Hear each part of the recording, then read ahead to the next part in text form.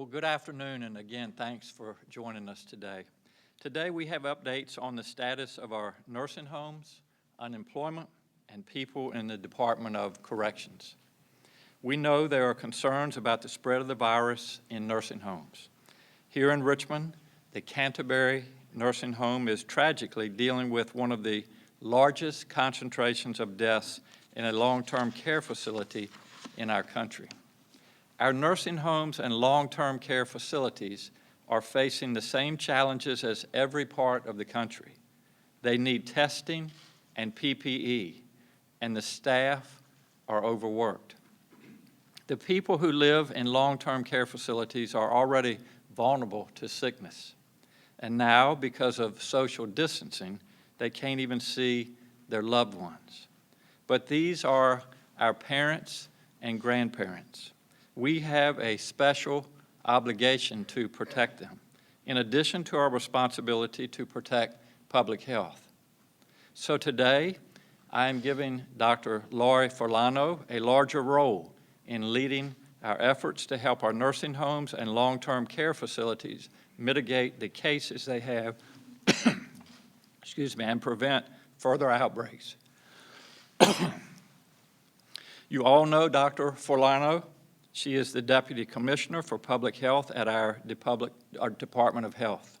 She is also leading our COVID-19 mitigation strategy. Dr. Forlano will lead a task force made up of several secretariats and agencies, and it will focus on 3 tasks.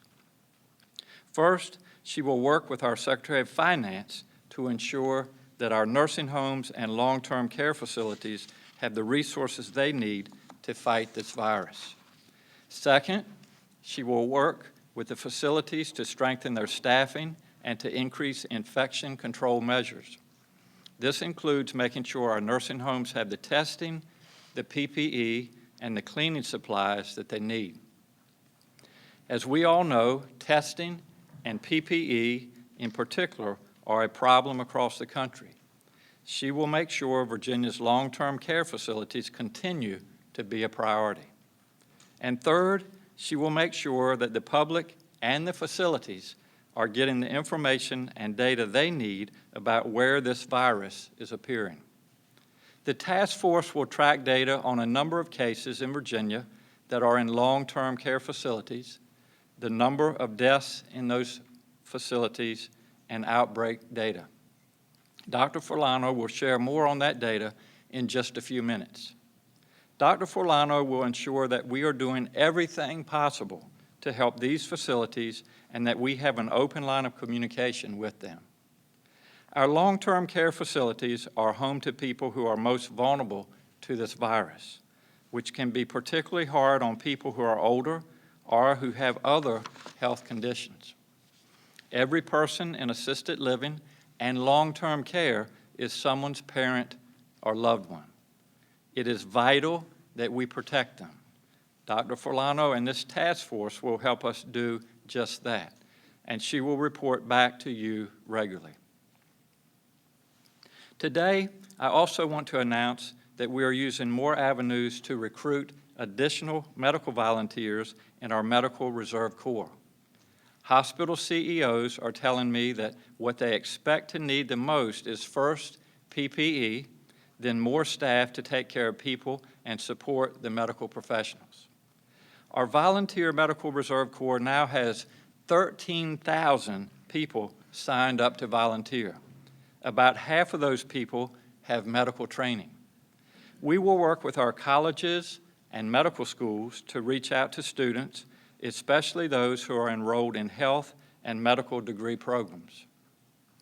Training is also available for Virginians who want to learn basic medical skills to volunteer. And current health professionals who want to get more skills, including skills to work in ICUs or to use ventilators, can also get that training. We're particularly encouraging nurses, nurse practitioners, and nursing students to apply. As a doctor myself, I know that nurses are the lifeblood of any medical setting. We also need non-medical volunteers for support roles in logistics, communication, technology, and other areas. We welcome everyone who can help. This is a chance for Virginians to come together and do good for our community. To volunteer, please visit vamrc.org. I'll repeat that. Please visit vamrc.org. And on behalf of Virginia, we thank you. We're concerned for everyone in congregate settings, including those in our Department of Corrections. I'm proposing an amendment to the state budget that would give the Department of Corrections authority to release offenders who have 1 year or less left in their sentences. They must have demonstrated good behavior and not be a threat to public safety. The DOC, at their discretion, will release prisoners who do not pose a threat to society or the safety of others. The General Assembly will vote on this when they return for the reconvened session on April the 22nd. Between now and then, DOC will do the work of planning how these individuals may safely be released. Reentry planning typically happens over the course of months. We're asking our DOC to do that in a matter of weeks. Reentry planning includes ensuring the released person has somewhere to go and has the medications they need for 3 months. In this situation, we know there are fewer economic resources available and fewer rehabilitation and treatment centers taking on new clients. Advocates and community organizations always play an important role in supporting people when they return to the community. That role is even more critical now, and I ask that they continue to offer all services possible to help people who are released. This health crisis has led to an economic crisis. Our strategy is clear. Fix the health crisis first, then the economic crisis. Thousands of Virginia workers are now out of a job. In the last week of March, 114,000 people applied for unemployment benefits. As I said then, that number was large, but it would seem small all too soon. And I was right. Last week, we had 147,369 initial unemployment claims. That means we've had 306,143 unemployment claims in the past 3 weeks. That's more than the same weeks for 2018, 2019, and 2020 combined. Last week alone, the Virginia Employment Commission has issued more than 191,000 payments, totaling more than $57 million. Next week, we will launch the Federal Pandemic Unemployment Assistance Program, which will boost weekly payments to those who have filed for unemployment. This is an additional $600 a week, which should be a great help to folks trying to figure out how to pay the rent or buy food. This program allows us to provide unemployment assistance to people who didn't previously qualify, such as gig workers, temporary workers, and self-employed people. It's important to note you still have to fill out the state unemployment application to receive that assistance.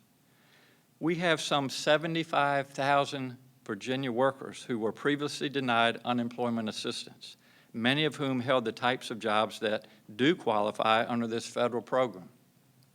The VEC will be reaching out to these workers and will update its application website in the next week so that it can collect additional information to process claims. We are putting every resource we can into supporting the volume of unemployment claims we're receiving. The VEC is hiring more staff, hiring a private call center, and upgrading the claims website. We know that people are dependent on this financial support, and we are committed to making sure every claim is processed. As we deal with the pandemic, my administration has also worked to deal with the 1,291 bills passed by the General Assembly. My deadline is midnight tomorrow night, and I will meet that deadline.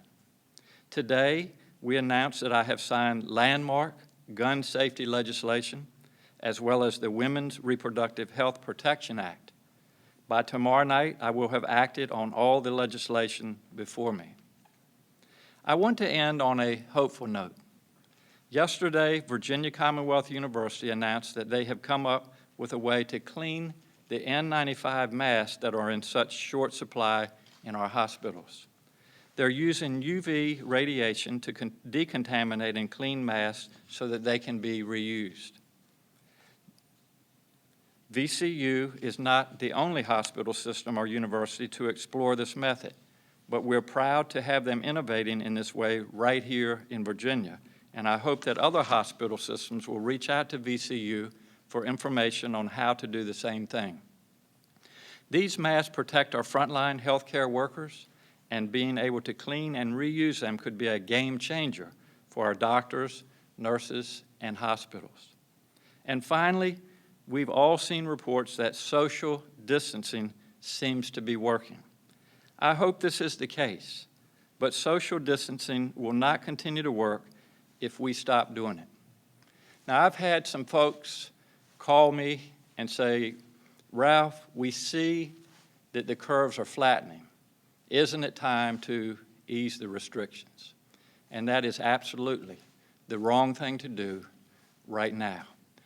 And as a doctor, I thought I might give you an example or an analogy from my previous work. It's like perhaps someone came in with a new diagnosis of cancer, which is never good. And after making the diagnosis, we sit down and talk about the treatment plan. And the treatment plan is a very bitter pill, a very bitter medicine to take. But we can also say that if you follow our guidelines and take this medicine, we can together cure your cancer. And so that patient may start taking that medicine for 3 or 4 weeks and start feeling better. Their numbers look better, their x-rays look better, their cancer is going away, and the knee-jerk or the temptation is to say, Doc, I think it's time for me to stop taking my medicine. Well, we know that that's the wrong thing to do, because if you stop taking your medicine at that point, the cancer will return and sometimes be even worse. So we're in that period right now where we see hope, we see promise, but this is not the time to back off from our guidelines. This is no time to let our guard down. We need to continue to stay home and to stay safe. That's especially true this weekend when we expect nice weather across much of Virginia and when many people would normally be celebrating Easter together. Please stay home this weekend. The social distancing, the guidelines that we have provided, they're working. Now I'll ask Dr. Forlano to speak, and then after that we'll be glad to take questions. Dr. Forlano, thank you. Hi, good afternoon. As we continue to fight the virus together, it's clear that while we've taken a lot of steps across the Commonwealth to protect residents of nursing homes and staff that works in nursing homes, we need to offer them more help. So as the governor said, residents that live in these facilities are often among the most vulnerable to the virus due to their age or health conditions they might have. And on top of that, social distancing is pretty difficult to achieve in a congregate care living situation or facility. And we also know that staff that work in these facilities often work in multiple facilities. And I do want to take a note to just acknowledge those staff and the healthcare providers that work in those facilities. Even on the best of days, they provide compassionate care to the people we love the most, our parents, our grandparents, and right now they're doing that under incredibly challenging circumstances. So acknowledging that, we're very committed to making sure these facilities continue to get the funding they need and the supplies they need to protect the people that live there and to protect themselves and their staff. We also want to ensure open communication between our local health departments and these facilities in a given area. The task force that I'll be honored to work with are also committed to ensuring that facilities and the public have the most up-to-date information possible. This includes data on the proportion of facilities that have had a positive case among residents or staff, and sadly, we will also be providing data on deaths in long-term care facilities. Some outbreak data is already available on our website. I will provide a couple data points right now.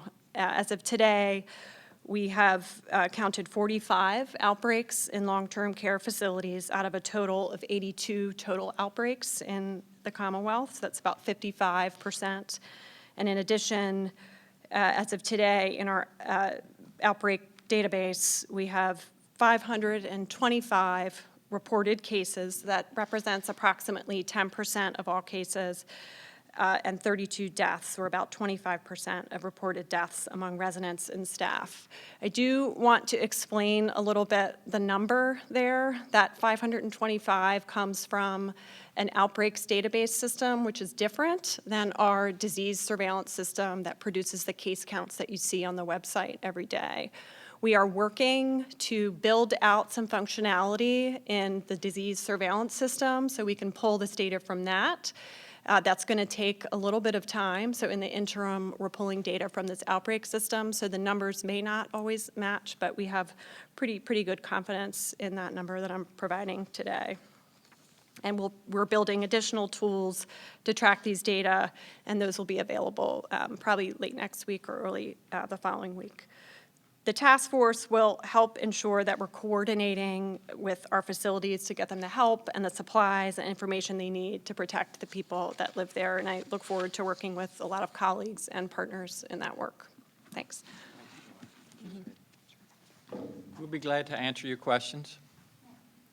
Yes, with the DOC release program that you announced, do you have a number of how many inmates are potentially eligible for that? And also, when would that go into effect? Would that be July 1 would be the earliest, or would it be sooner? Great question.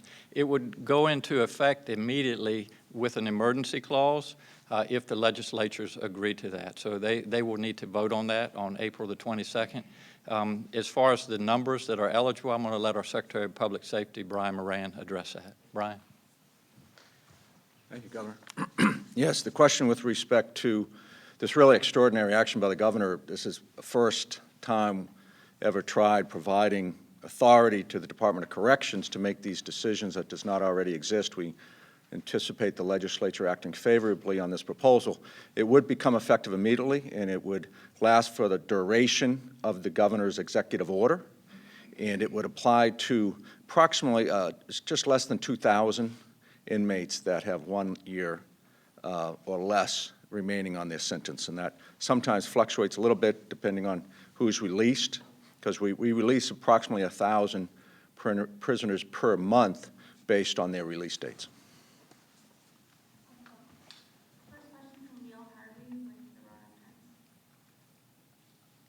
Good afternoon, Governor. Thank you. As you said earlier, the legislature is set to reconvene in Richmond on April 22nd, which could land during the worst stretch of the coronavirus. That's less than 2 weeks from now. Does this kind of large gathering concern you, and should the legislature consider other ways to implement remote voting as other states are doing? The question is, the legislature is scheduled to return on April the 22nd, and does this raise concerns regarding their health? Absolutely, and we want them and their staffs to be healthy. The House of Delegates has made arrangements to meet outdoors underneath a tent, and I believe that, as I last heard, the Senate will be meeting in the Science Museum on Broad Street. So they are taking into account the dangers of this virus, the seriousness of it, but they're making arrangements to keep themselves safe, to promote the social distancing, that the 6 feet apart each other that we need to maintain as we fight this pandemic. Yeah, 2 questions. One is that there's been national reports of the federal government seizing orders of equipment from hospitals and states, and I was wondering if you could speak more specifically as to whether that's happening in Virginia. And I've also heard from nurse practitioners who are concerned that current restrictions requiring many to still have supervision by physicians is making them less flexible in responding to hard-hit areas. Are there any plans to waive those requirements? Two questions, Kate. The first is equipment, PPE, ventilators, et cetera, being taken from our healthcare facilities by FEMA. I have heard those reports from other states. We have checked with our CEOs, and to date, we haven't had that issue in Virginia.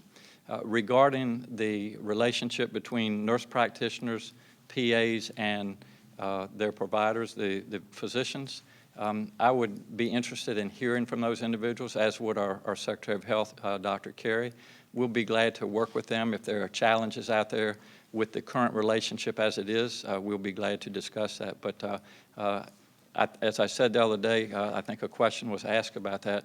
The relationship that we have now between our PAs, nurse practitioners, and physicians, I think is working well, and we'll continue to work within that model.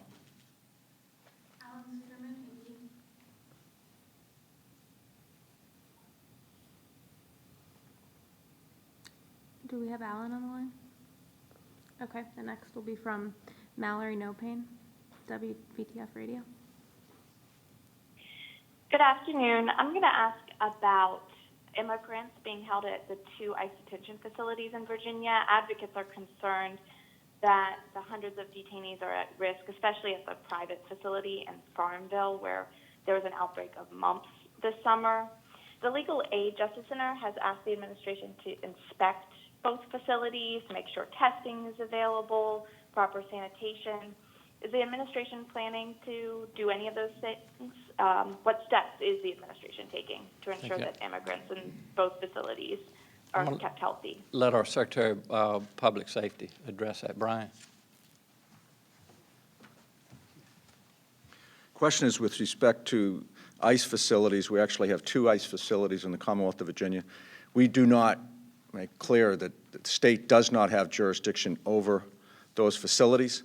When we've heard reports, we have shared those with our congressional delegation as well as Department of Homeland Security and inquired as to the care of those individuals that are in the custody. And, again, they're not under our jurisdiction. We'll continue to pursue that and take whatever actions necessary to ensure the safety of those residents of those facilities.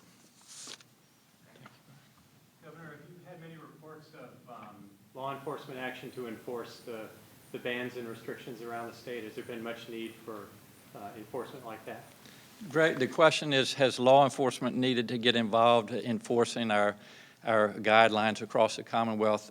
We have been in daily contact with our state police, our sheriffs and deputies, our officers at DGIF, VMRC, on land and water. And there have been some reminders, Greg, to break up gatherings when they've seen them. I think the individuals, when they've been reminded, from what I've heard, have cooperated.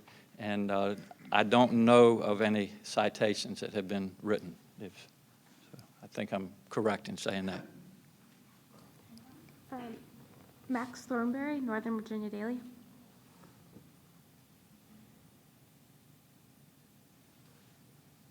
Hi, Governor. I've got a question about one specific juvenile justice facility in particular, but maybe this could be applicable to more. The Bon Air Juvenile Justice Facility, they have 2 staff and 1 resident that has tested positive for COVID-19. At this facility and in others, when there is a confirmed case, will everyone there be tested to see how wide the spread is in those facilities? And if that is going to happen, what's the timeline for that testing? The question is about our Department of Juvenile Justice and one of our facilities at Bon Air and some positive test results. And again, I'm going to let Secretary Moran address that. Sure, Doctor. Thank you, Governor. And the question with respect to a Bon Air facility, we've Over the years, we've actually reduced our population of residents in a juvenile category to one facility in the Commonwealth, and that is the Bon Air facility. We now have approximately 205 residents. We actually have had positives. I think, Max, you mentioned one. It's actually more than that, unfortunately. So we have done widespread testing, and we're following Virginia Department of Health's guidance.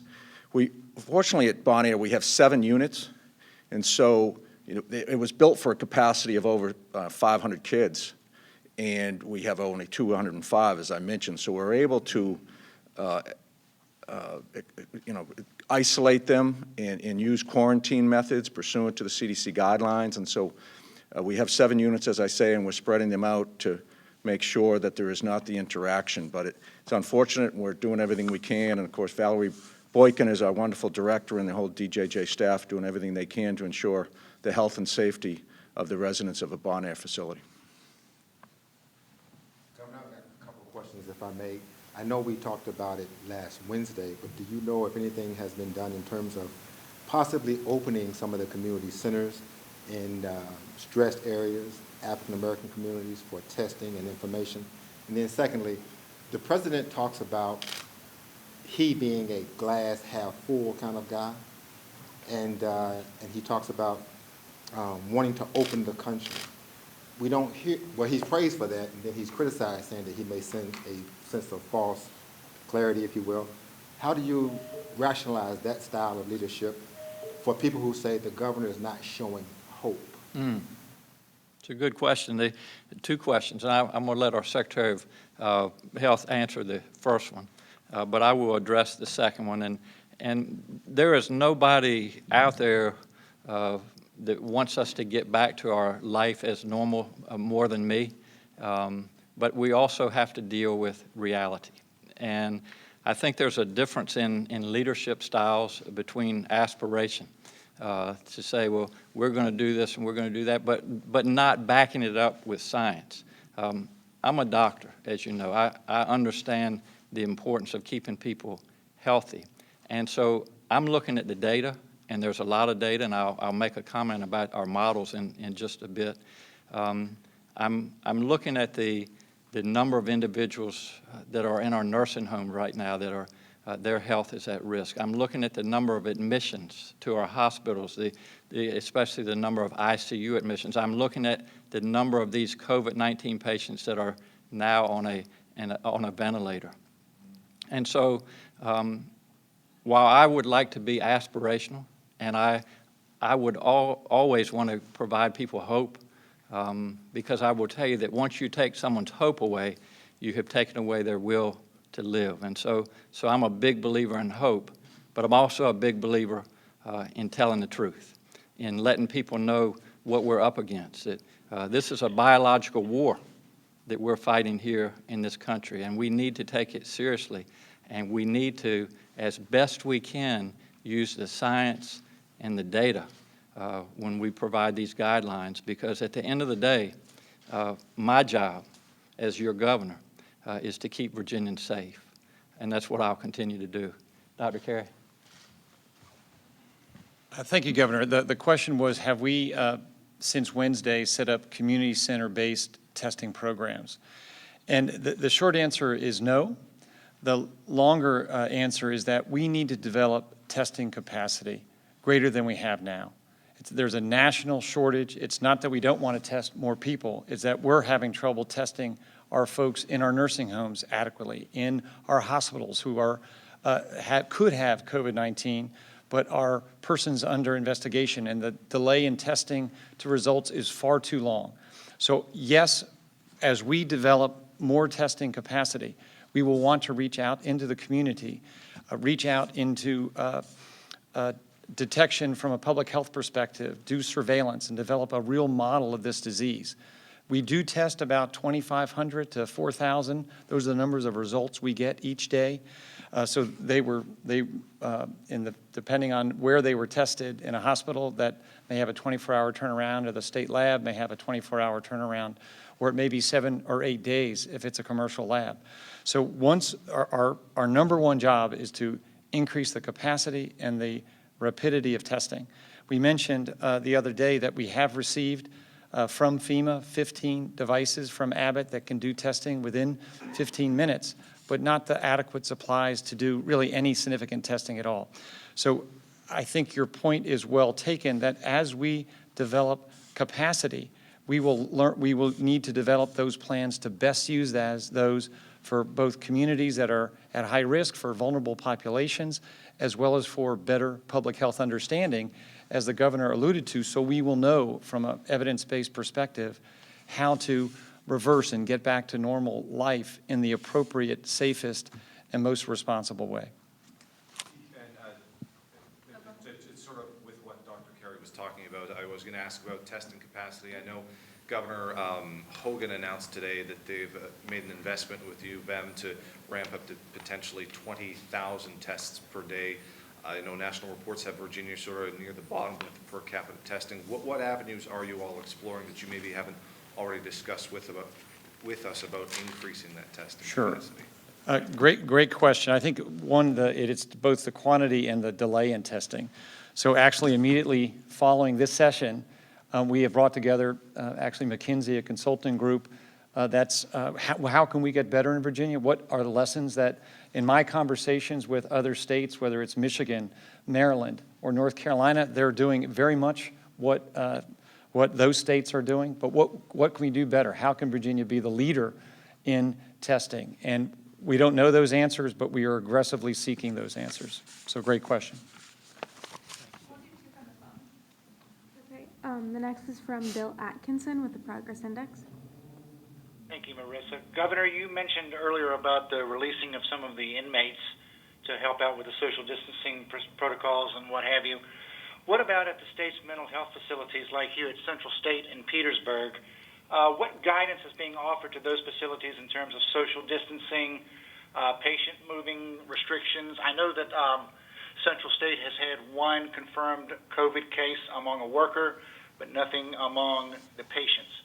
So what sort of guidance is the state offering the mental health facilities to dealing with this outbreak?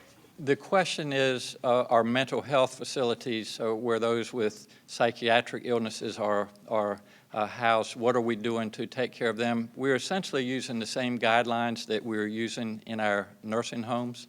And I think again, going back to our penitentiaries, the temptation would be at our nursing homes to say, well, let's get these individuals out of those facilities. But in the case of the mental health facilities, there's really not a good option other than where they are. That's the safest place they can be, with a roof over their head, with good nutrition, and with people that care for them on a day-to-day basis.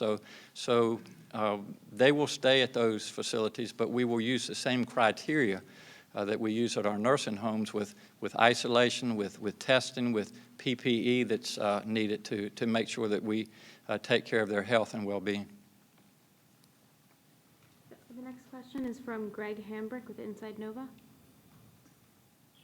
Governor, we've noticed anecdotally in the public that folks are wearing their face masks about half the time. There are a lot of people not wearing face masks when they're out at the grocery store, when they're out in public. Other places in the country are shifting to a mandatory policy for face coverings. Is that something that you would be considering here in the state? The question is, will we consider making the wearing of face protection mandatory? And there was some reluctance even to move in that direction initially, because we had such a shortage of face protection for our first responders, hospital caregivers, et cetera.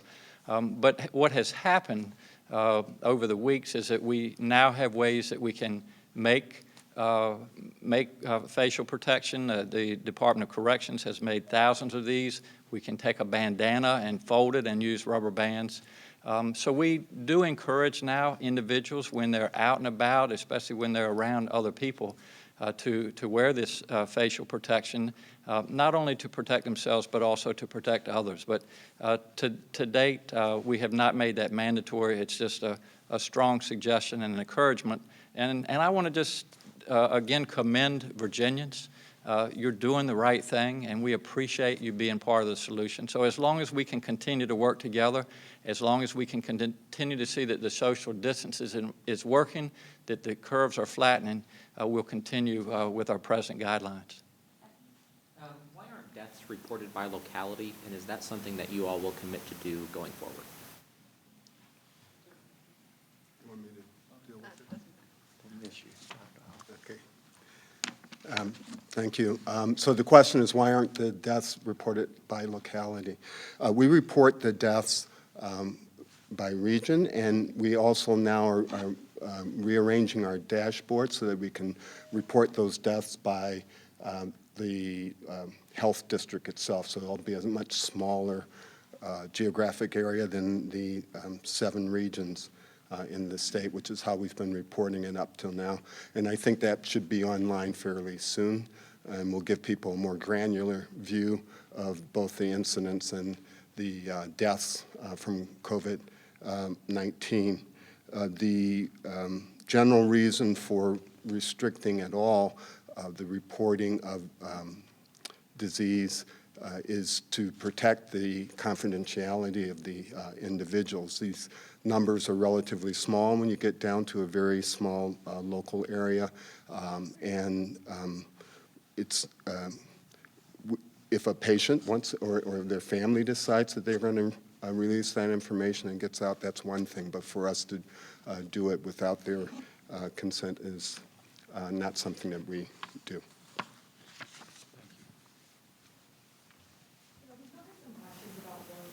Programs in the Commonwealth and how some reporting information is going from into the community from these moderate jail settings.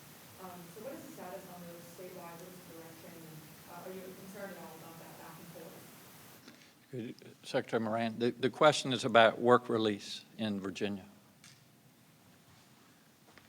Well, work release prior to COVID, that was something obviously we promoted. It was a wonderful opportunity for inmates to get out and do jobs, preparing them for release.